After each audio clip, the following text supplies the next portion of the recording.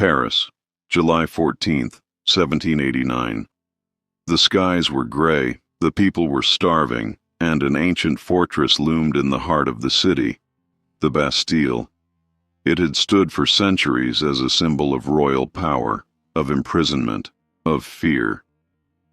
That morning, a crowd of commoners marched, men with no armor, no titles, no mercy.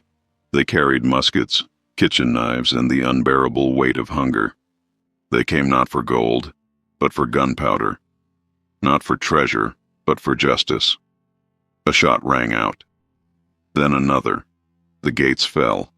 Heads were paraded on pikes. That day, the world changed. This was not just the storming of a prison. It was the collapse of an idea that kings rule by divine right, and the people must kneel. For centuries, the French monarchy had reigned with unchecked power. Its palaces were glittering, its nobles drunk on privilege. But beneath the silks and chandeliers was rot. What happens when a kingdom forgets its people? When bread becomes more valuable than law?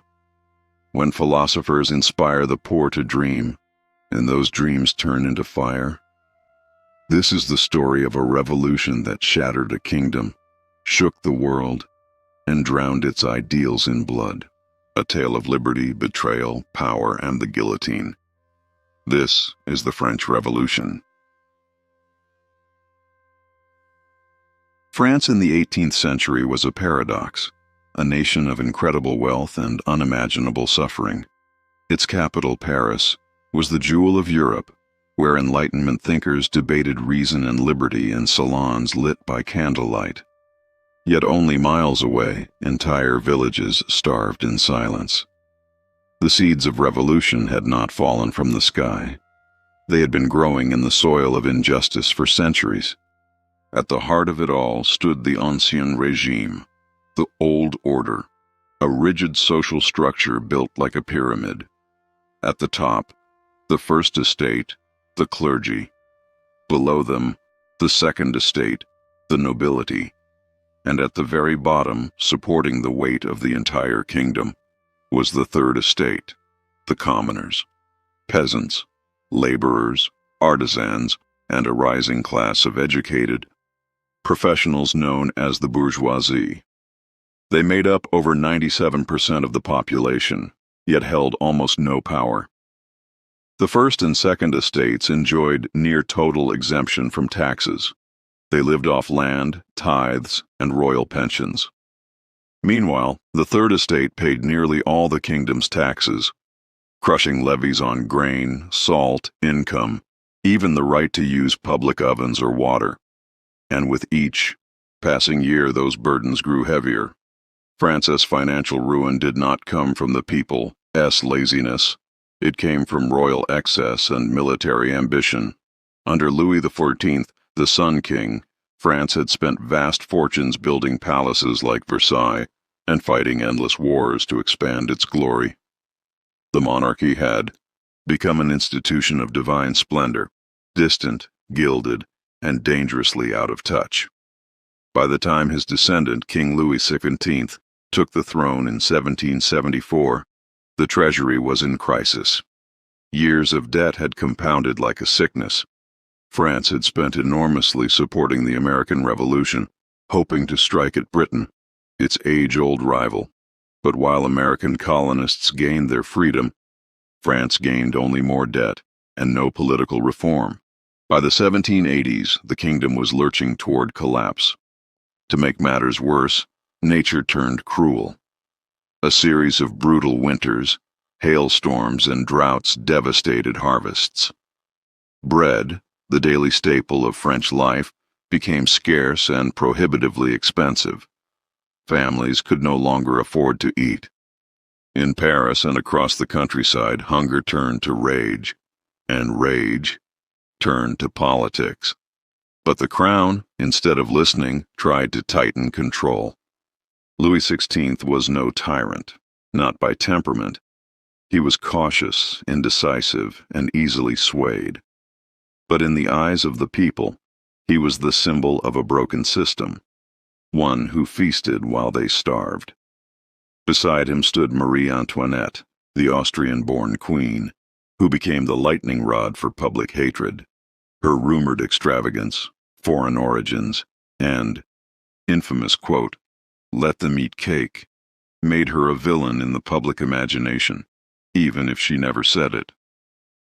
As unrest grew, the king had no choice but to call the Estates General, a national assembly that had not met in 175 years. In May 1789, representatives from all three estates gathered at Versailles, hoping to solve the crisis. But from the start, it was clear this was not a council of unity. It was a battlefield of interests. The Third Estate, which represented the vast majority of the population, was given only one vote, equal to that of the privileged clergy and nobility. It was an insult, and they knew it. When their calls for fair representation were ignored, they broke away. On June 20th, 1789, they met in a nearby indoor tennis court and made a historic vow, the tennis court oath, pledging not to disband until France had a new constitution. It was a revolutionary moment. The people were no longer asking for mercy. They were demanding sovereignty. As tension mounted, rumors spread that the king was preparing to dissolve the assembly by force. Troops massed outside Paris. The people, terrified that the revolution would be crushed before it began to arm themselves. Blacksmiths forged weapons. Crowds raided armories. Then came the spark that lit the inferno. On July 14, 1789, a crowd of Parisian revolutionaries stormed the Bastille, an ancient fortress that served as a royal prison. Though it held only a handful of inmates, the Bastille represented something far greater: the king's absolute authority. The people attacked it not for its prisoners, but for its symbolism. After hours of bloody fighting, the Bastille fell. The prison governor was dragged out and killed. His head was paraded through the streets on a pike. The Bastille was not just a fortress anymore. It had become the first fallen monument of monarchy, and July 14th would forever be remembered as Bastille Day, the birth of a revolution. But victory in Paris did not mean peace across France. In the countryside, peasants rose up in what became known as the Great Fear. Fueled by paranoia and desperation, they attacked noble estates, burned feudal records, and seized grain stores. The old order was unraveling, not just in the capital, but in the very soil of the nation. In August 1789, under immense pressure, the National Assembly issued the Declaration of the Rights of Man and of the Citizen.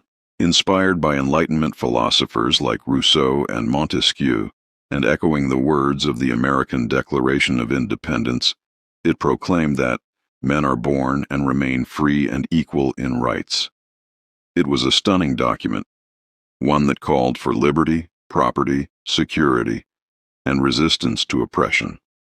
But the question remained: would the king accept it? The answer came in blood.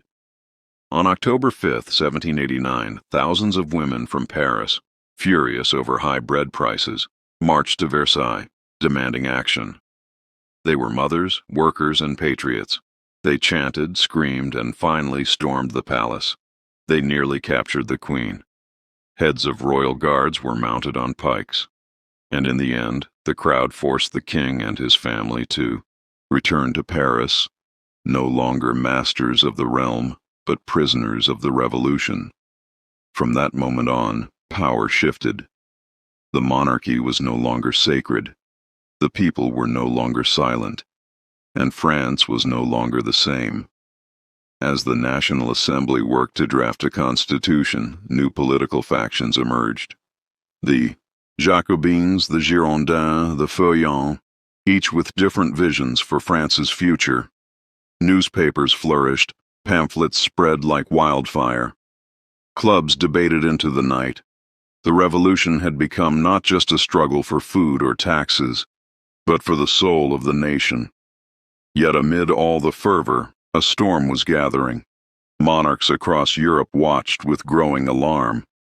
If France could fall, what of their thrones? If one king could be humiliated, why not others?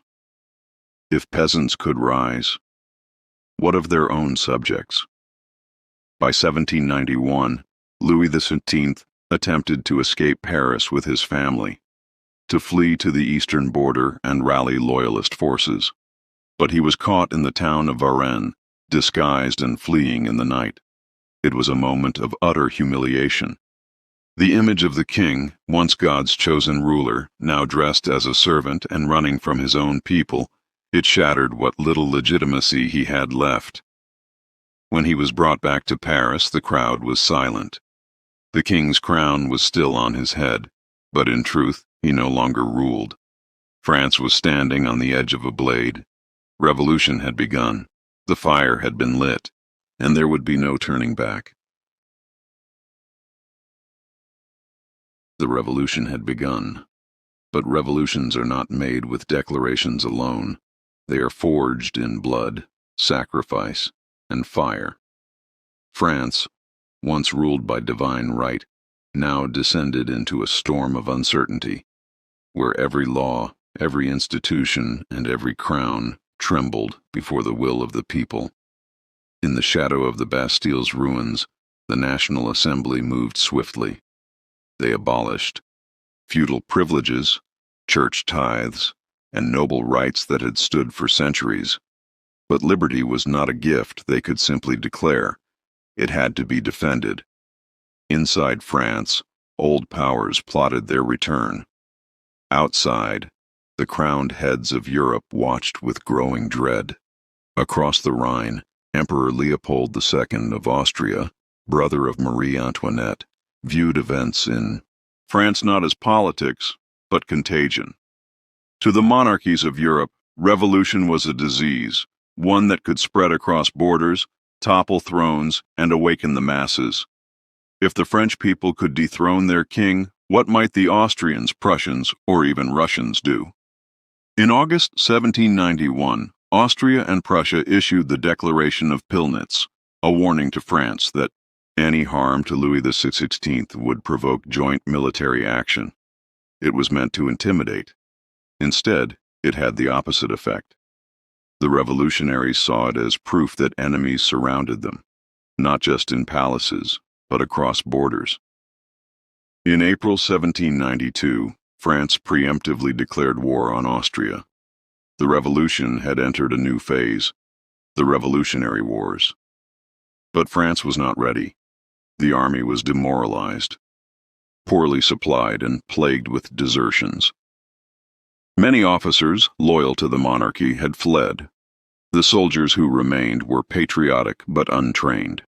When they marched into the Austrian Netherlands, they were met not with glory, but disaster. News of defeat sparked unrest in Paris. Radical leaders like Georges Danton and Jean-Paul Marat called for action. The people had risen once, they would rise again. On August 10, 1792, thousands of armed citizens stormed the Tuileries Palace, where the royal family had been held under guard. It was a brutal and bloody confrontation. The Swiss guards, loyal to the king, were slaughtered in the courtyard. Their bodies lay twisted in crimson pools, silent witnesses to the fall of monarchy. Louis XVI was arrested and imprisoned. The National Assembly suspended the monarchy and declared a new government, the National Convention. France was now for the first time a republic, but while the crown had been cast down, the danger had only grown. Royalist uprisings broke out in the countryside. Foreign armies massed on the borders. And within Paris, fear turned to paranoia. In early September 1792, with rumors swirling that royalist prisoners would break out and aid the enemy, mobs stormed Parisian jails. Over 5 days, thousands of prisoners were executed in what became known as the September massacres. Many were criminals, but others were clergy, nobles, or merely suspected opponents of the revolution. It was not justice, it was vengeance. The revolution had started with ideals, but in the streets of Paris, it now walked with bloodied boots. On September 20th, the tide of war changed. At the Battle of Valmy, French revolutionary troops, ill-trained but fired with patriotism, defeated the Prussian army. It was a shocking victory. The cannons of Valmy thundered not just on the battlefield, but across Europe. For the first time, citizen soldiers had stood against a professional monarchy and prevailed. The myth of royal invincibility had been shattered. The very next day, the National Convention formally abolished the monarchy. Louis XVI was no longer King of the French. He was now simply citizen Louis Capet. His fate became the subject of fierce debate. Moderates wanted to spare him. Radicals demanded his head. The trial of the king gripped the nation. Louis defended himself calmly, insisting he had always acted for the good of the people. But the verdict was clear.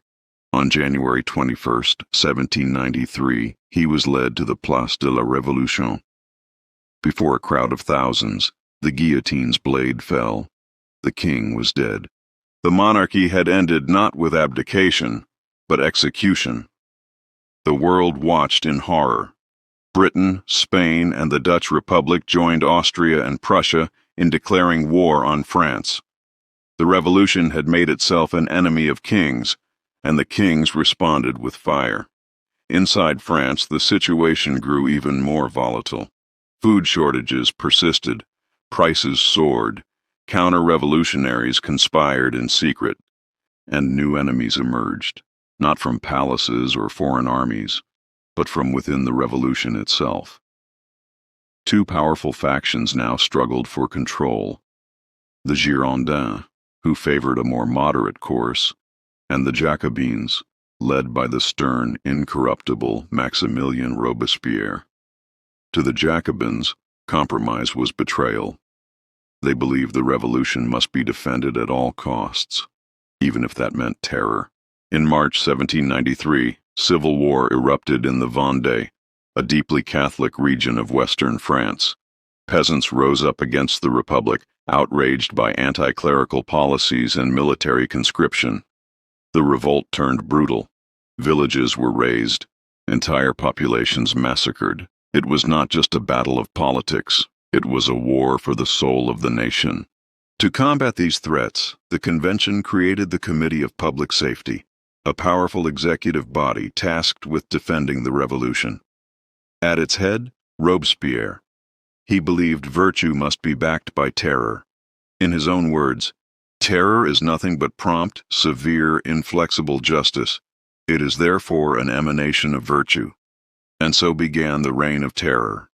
From mid-1793 to mid-1794, over 16,000 people were executed by guillotine, and tens of thousands more perished in prison or summary executions. Nobles, clergy, former revolutionaries, even innocent citizens, none were safe. Trials were swift, often without defense. Guilt was assumed. Suspicions were fatal. Among the most prominent victims was Queen Marie Antoinette. Imprisoned since 1792, she was brought to trial in October 1793. Accused of treason, incest, and conspiracy, she faced a tribunal hungry for a spectacle. Her composure never broke, but the sentence was death. On October 16th, she was paraded through Paris in a cart, her once elaborate hair now shorn, her regal dress replaced by rags. The blade fell. The queen was gone. Others followed.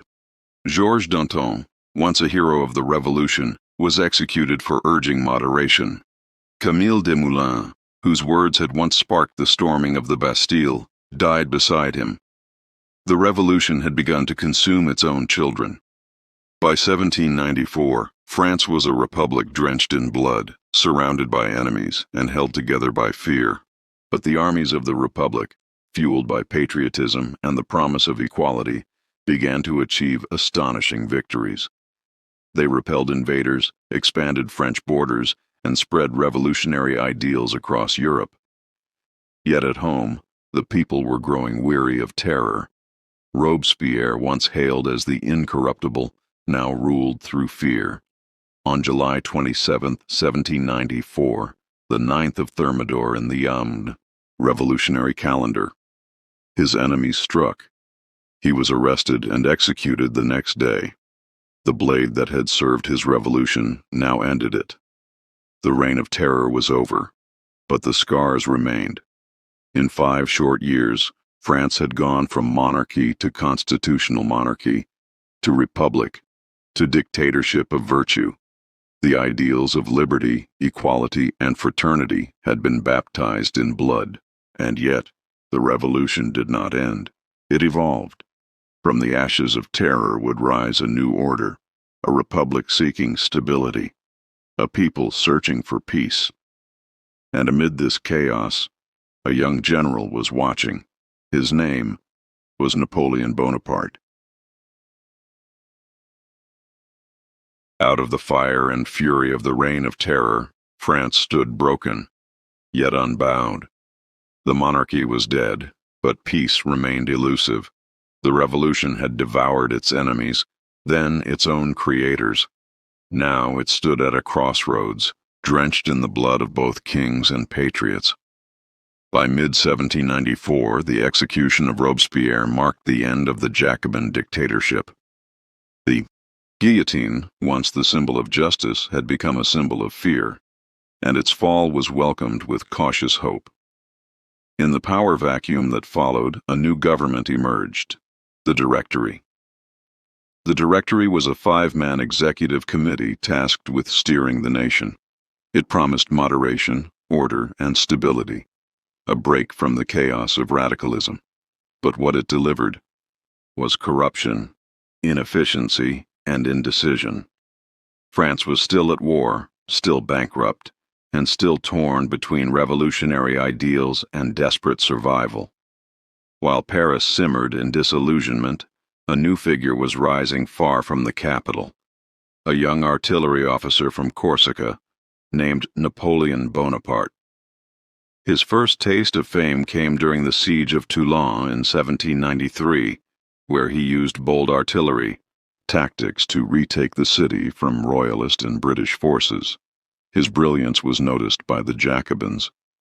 But when Robespierre fell, Napoleon was briefly arrested, only to be released when the army desperately needed officers.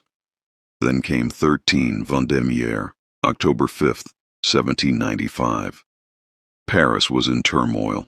Royalist mobs threatened to storm the new government. The Directory turned to Napoleon, who was now just 26 years old. His solution was brutal and immediate.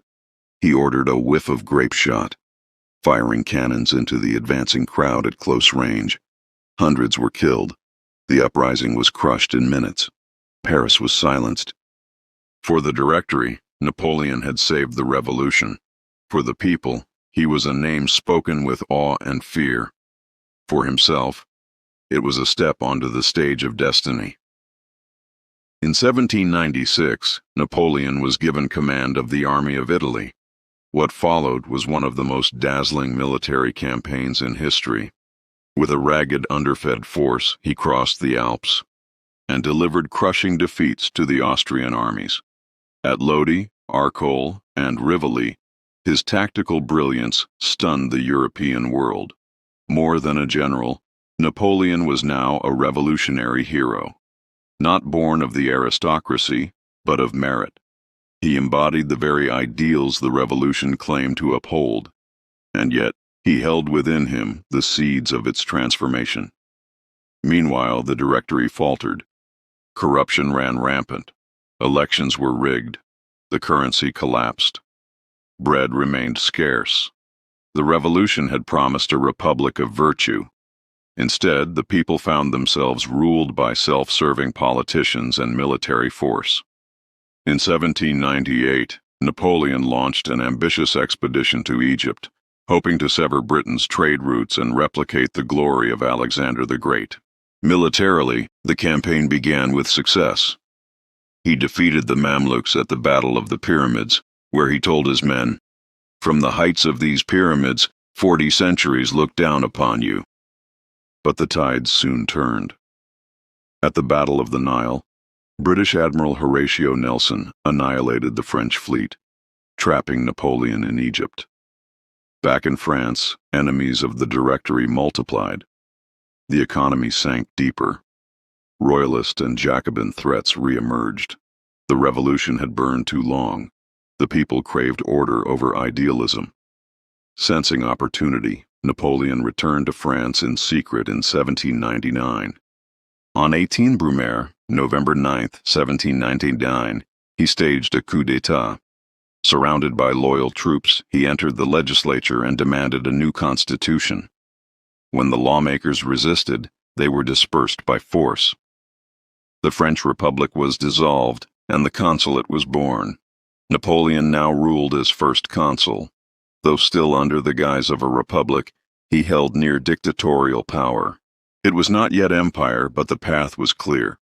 France, exhausted by a decade of war and revolution, embraced this new leader.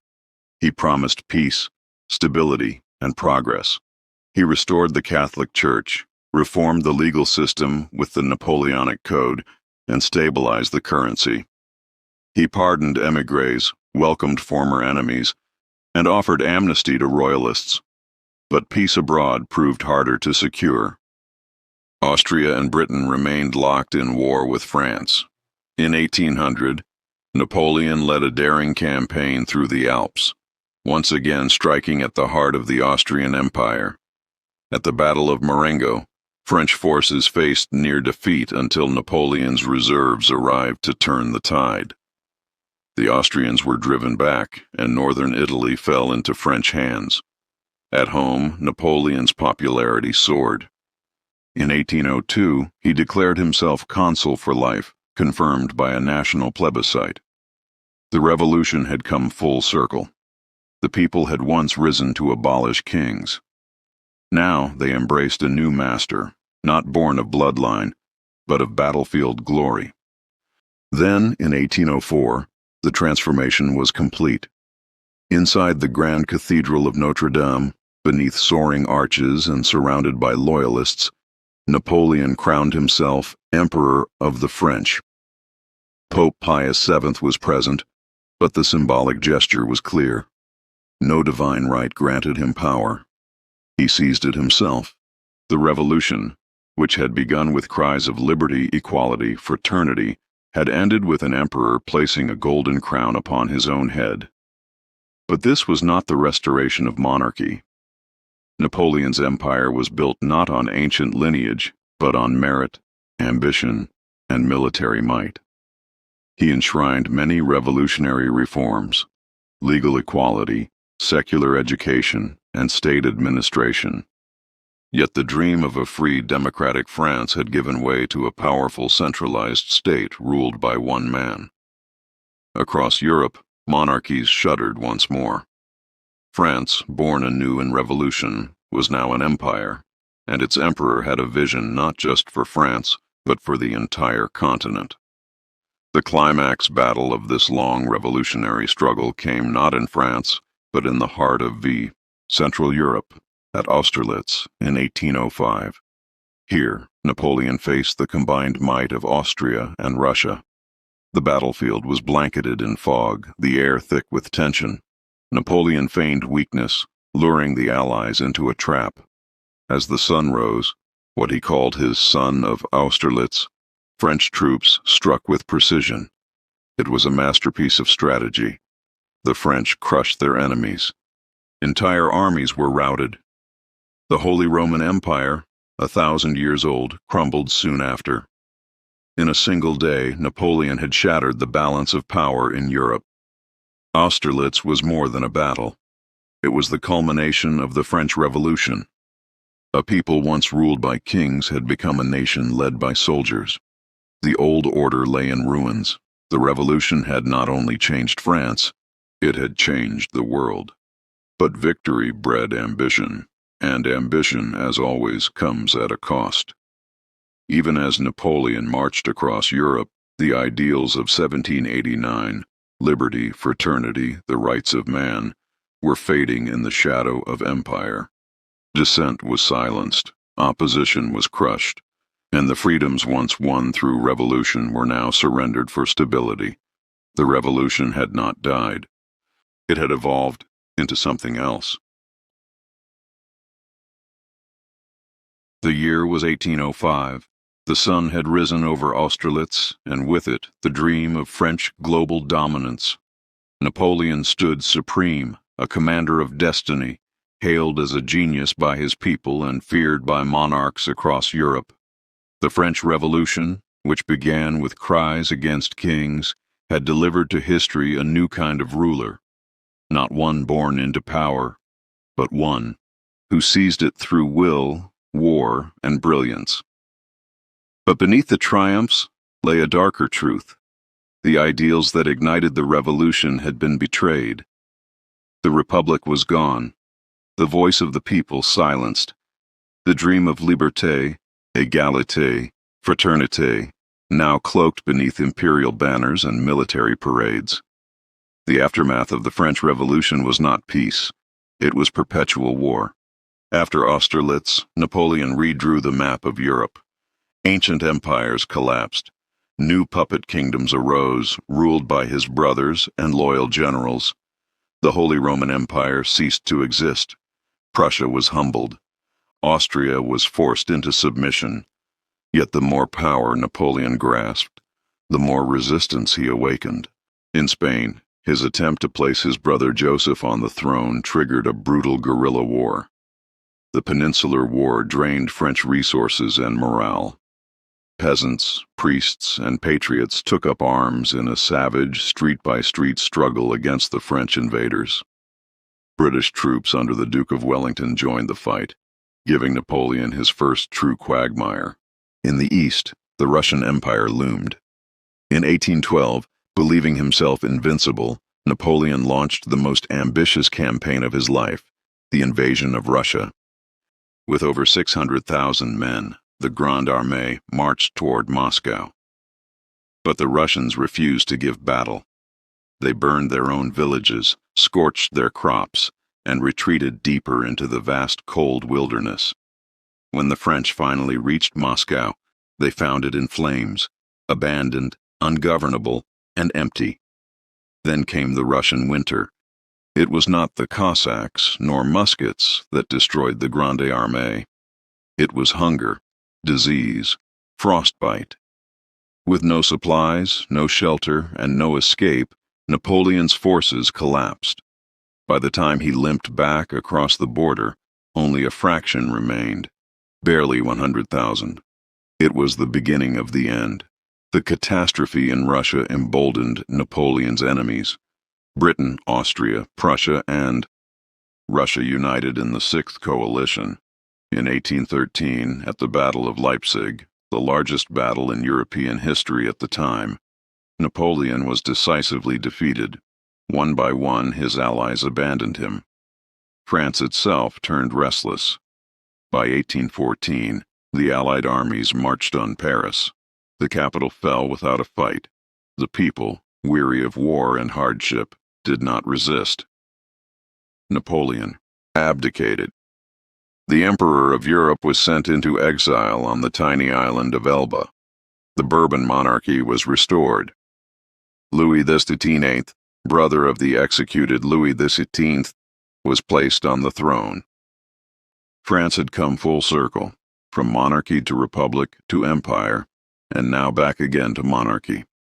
But the scars of revolution and war ran deep. The society that returned was not the same as the one that had fallen in 1789. Still, the story was not yet over. In March 1815, Napoleon escaped from Elba. With just a few hundred loyal men, he landed in the south of France. As he marched north, royal troops were sent to arrest him. But when they saw him, alone, unarmed, he opened his coat and cried, "If you would shoot your emperor, do it now." They joined him instead. What followed was the 100 Days, Napoleon's final bid for power. France erupted in chaos, the monarchy fled, Europe panicked. Once again, the emperor sat on the throne of France. But the world had changed. The Allies regrouped. This time, they would not leave the job unfinished. On June 18, 1815, near the village of Waterloo in Belgium, Napoleon faced his final battle. Against him stood the British army under Wellington and the Prussian army under Blücher. The battle raged for hours. French cavalry charged again and again, but the British lines held. At a critical moment, Napoleon delayed sending in his elite Imperial Guard. By the time they entered the field, it was too late. The Prussians had arrived. The French center collapsed. Panic spread. The Guard, once thought invincible, was broken. Napoleon fled the field. The dream was finally dead. Captured by the British, he was exiled once more, this time to St. Helena, a remote island in the South Atlantic. There, surrounded by ocean and memory, the Emperor of France lived out his days, dying in 1821. But the political chaos he left behind would ripple for generations.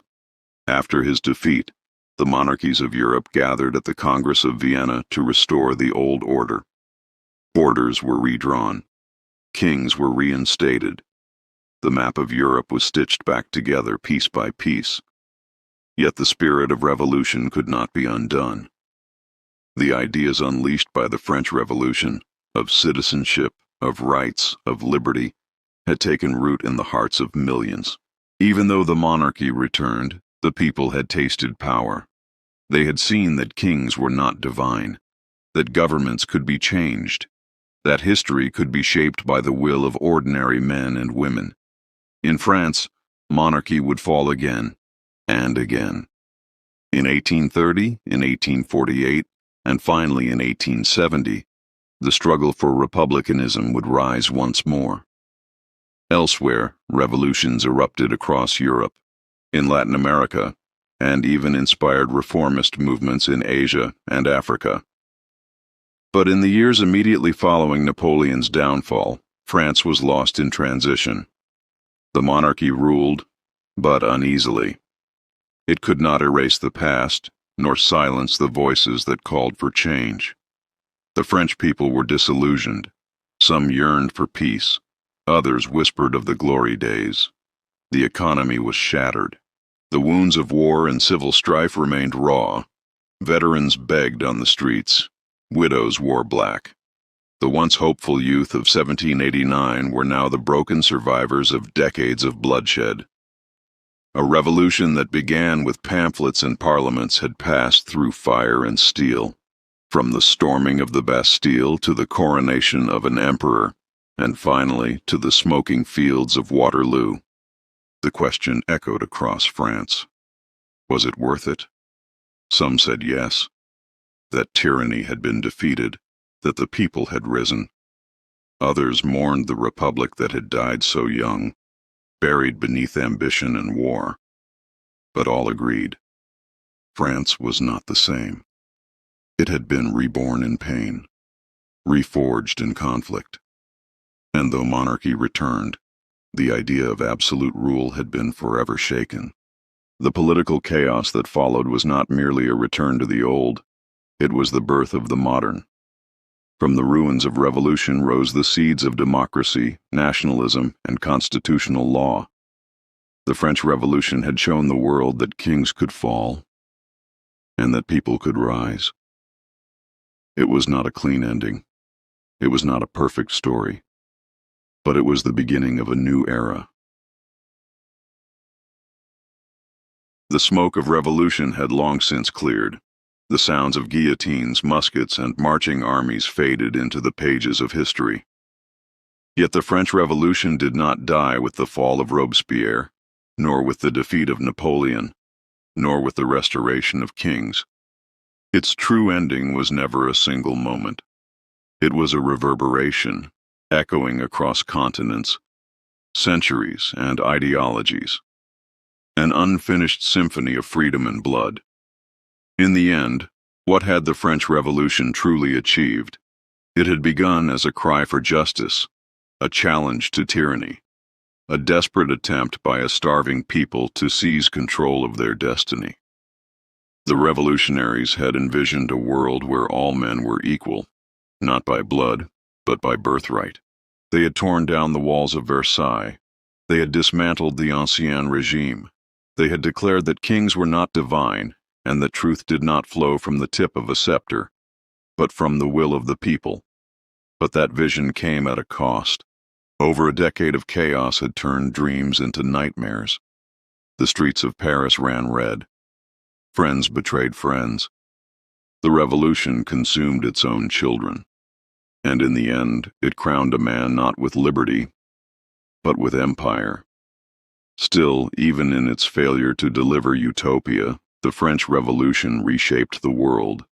It introduced new political vocabulary, left and right, citizen and state, liberal and conservative, secular and sacred. It gave birth to modern political ideologies, republicanism, democracy, nationalism, and socialism all traced roots to that revolutionary spark in 1789. Across Europe, kings trembled at the sound of those words: liberty, equality, fraternity. In Latin America, revolutionaries like Simón Bolívar studied the French struggle and raised armies against colonial empires. In Germany and Italy, nationalist movements emerged, fueled by the idea that the people, not the monarch, were the true foundation of the state. In Haiti, enslaved men and women heard the call of the Declaration of the Rights of Man and overthrew their oppressors, birthing the first Black Republic in history. The French Revolution's legacy was not contained by borders. It became a wildfire. Even in failure, it succeeded, because it changed the questions people asked. It forced humanity to confront the nature of power, the role of the individual, the responsibility of government, and the limits of violence. But it also left haunting warnings. The revolution taught that ideals without restraint can breed tyranny, that even those who begin with noble intentions can become instruments of oppression, that justice, if wielded without mercy, can become indistinguishable from vengeance. Robespierre once declared, "Terror is nothing other than prompt, severe, inflexible justice." And yet, his justice claimed thousands, including his closest allies, and ultimately, himself. The world watched and learned. In the United States, leaders like Thomas Jefferson and Alexander Hamilton studied the French Revolution with cautious admiration and rising alarm. It reinforced America's own revolutionary identity, but also warned of the dangers of mob rule and the need for checks on power. In Britain, conservatives like Edmund Burke warned that destroying tradition would lead to anarchy. Liberals countered that reform was necessary to prevent revolution. A political dialogue emerged, one that still defines much of Western democracy today. In the centuries that followed, every revolution would be compared to the French one.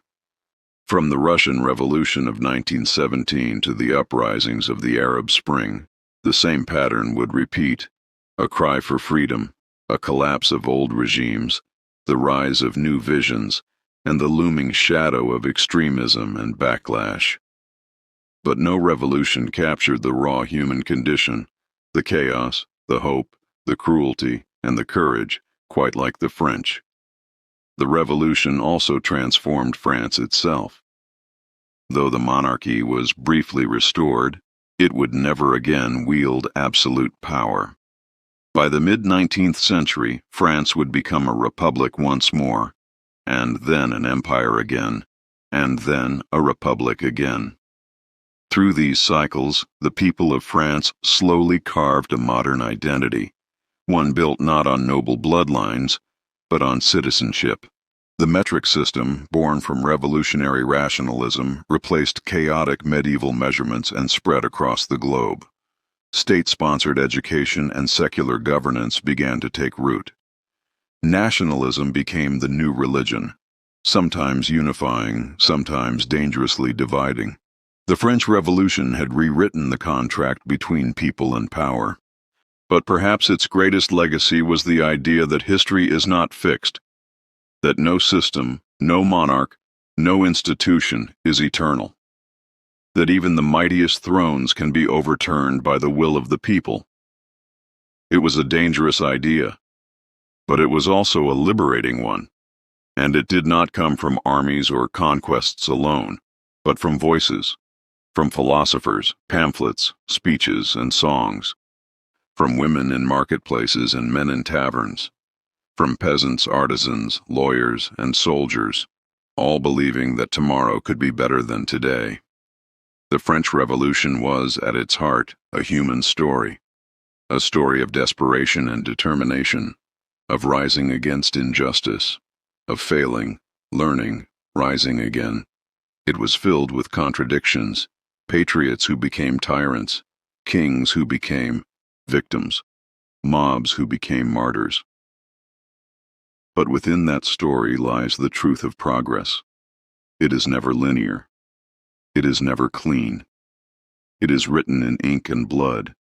It is forged in debate and battle.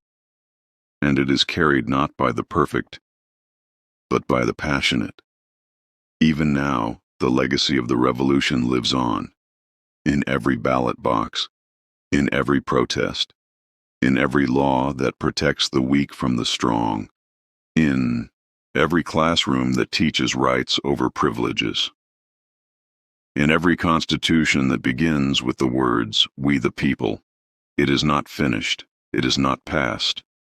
The revolution is not just a moment in history, it is a mirror. And in that mirror, we see ourselves, our fears, our hopes, our capacity for greatness, and our capacity for destruction. The French Revolution did not give the world peace, but it gave the world a question. How far would you go for freedom? That question remains. History is not just a record of the past. It is a warning, a guide, a voice that whispers across centuries. Remember us. The French Revolution was born from hunger, but fueled by courage. It taught the world that freedom is never handed down. It is seized. That justice demands sacrifice, and that the voices of ordinary people can shatter empires. But revolutions are not relics. They are living forces. Today, as injustice rises in new forms, as power again forgets its duty, we must remember those who stood, who fought, who fell, believing that tomorrow could be better. If this story moved you, if it reminded you of the value of liberty, of truth, of unity, then be part of this journey. Subscribe to this channel to keep the flame of history alive.